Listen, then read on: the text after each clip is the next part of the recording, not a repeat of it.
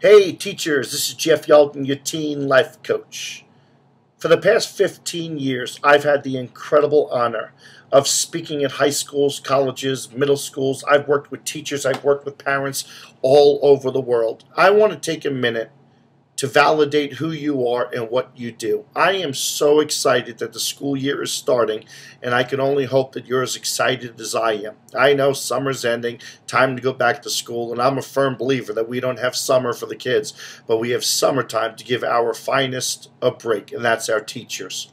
Last week I was in Texas doing a conference when I was talking to a lady who was sharing me a story about an administrator's leadership conference where they brought in a panel of students to answer questions and to give feedback. And a lady was asked about a particular teacher or a teacher, if the girl remembered any lesson plan that this teacher delivered. And the girl responded with, she didn't remember one defining moment from this one particular teacher or a teacher that she had that year. And I thought to myself, how sad that a teacher spent a whole year working with kids, yet one kid doesn't remember one point or one lesson plan that this teacher had made. How would you feel if you were the teacher and one of your students had ever said that? That would be heartbreaking. It would be crushing. Listen, being a teacher is one of the greatest professions in the world. I want to thank you for who you are and what you do, and I think teaching is so fulfilling and meaningful and rewarding. It's unfortunate that we've become a society that focuses so much on teaching kids how to take a test. Remember why you got an education, and that's to teach young people first, let the subject area be second. Many years ago, when I was growing up and you were growing up and we were going through school, school is the banking concept of education, where the teacher is the knowledge and the child is the container, and it's the teacher's job to fill the container. Remember when the teacher would just write on the board and say, copy down the notes, we're going to have a test on Friday, let's talk about it, or handouts or flip charts or overhead. Let me share with you something. A gentleman by the name of Howard Gardner came out many years ago, and he started talking about multiple intelligences and that our kids learn differently.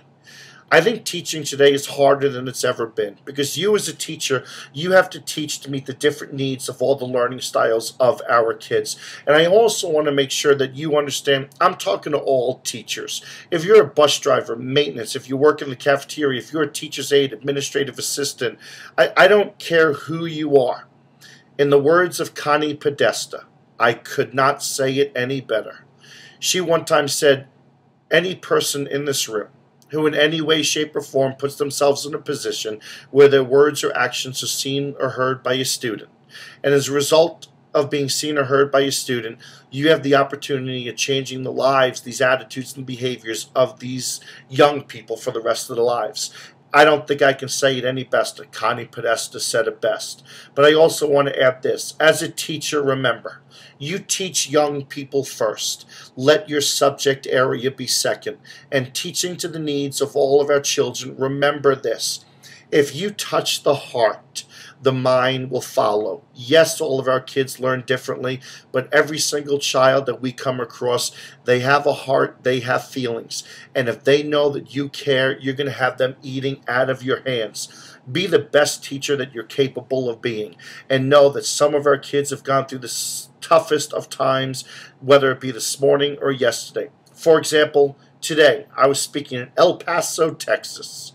I came across two kids with major attitudes where I just thought to myself, really? Really? Really? And to myself, I'm like, dude, change your attitude, you change your life, and I know many of you thinking the same thing. The first kid had a cast on his foot. After an hour and a half of my program, I went up to him and I said, what happened to your foot? I sprained it. So naturally, my next question is going to be, well, how did you do that? When he responded, how I sprained my foot is none of anybody's concerned. Dude, really? And then there was another girl that for the whole program, she wouldn't even look at me. She sat in her chair and wouldn't even give me the time of the day and then started texting. Listen, I'm like most teachers. Give me the benefit of the doubt. Give me a minute. Give me 2 minutes. If you decide after me speaking that you don't like what I say, fine. Tune me out. Walk out. I don't care.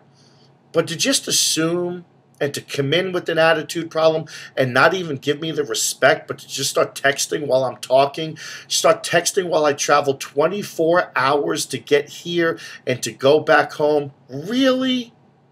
Girlfriend, major problems, man. No, no, no, no. Listen, I don't want to waste a lot of your time, but I want you to remember this. October Red Ribbon Week, remember, the school district that raises the most money for my nonprofit foundation, the Jewel House, where we build homes for teen mothers. You can go to my website at www.jeffyalden.com. That is JEFFYALDEN.com. The school that raises the most money. I am going to award that school with a $5,000 grant for school morale and for school spirit. You have the opportunity to use that check for whatever you want as long as it goes towards school morale or increasing school spirit. Remember, all you have to do is be the one school that raises the most money for the Jewel House to building a home for teen mothers, and you'll get a $5,000 grant for school spirit and school morale. Again, for more information, go to www.jeffyalden.com. Teachers, I wish you the best year. I hope you have an unbelievable year, and I hope you're excited and fired up to inspire, to teach, to motivate, to influence, to be a role model, to set an example. You touch hearts and change lives. And so here we are. The school year is going to start, and our impact on these kids is going to be awesome. Remember the power of your smile. Remember the power of a nice gesture. Remember what you look nice today. Well, don't do that. That's a lawsuit. Just remember the positive words and the encouragement that you give our kids and what it means to them. I know that being a teacher sometimes can be unfulfilling and unrewarding, but remember the impact. Long after the lights are out, the auditorium and the classroom is vacant, our kids remember us as being the ones that provided them with that defining moment.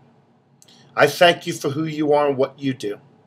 I hope if you're ever looking for a speaker to come into your school to work with your youth, my message, your message, we'll both work together to create a defining moment to send our kids to be positive members of our society.